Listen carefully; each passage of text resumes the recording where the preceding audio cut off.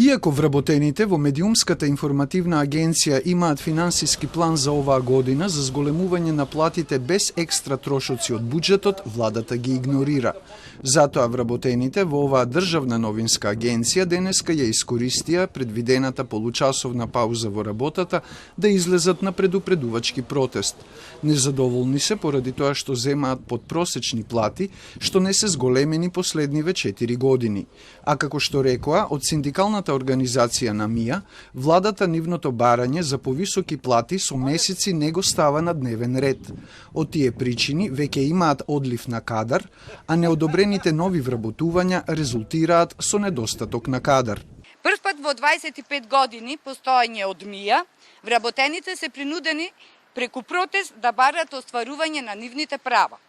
Денешниот предупредувачки протест е поради игнорантскиот однос на владата кон барањата за зголемување на платите, согласно колективниот договор и усогласување на трошоците со живот.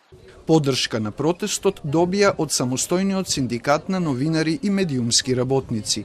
Оттаму кажаа дека во МИА имаат изработен и подпишан колективен договор кој нуди унапредување и заштита на работничките права, но поради подредената положба во однос на владата, зашто парите за овој медиум доаѓаат од неа, актуелниот проблем со платите трајно ќе се решава со изготвување нов закон за МИА.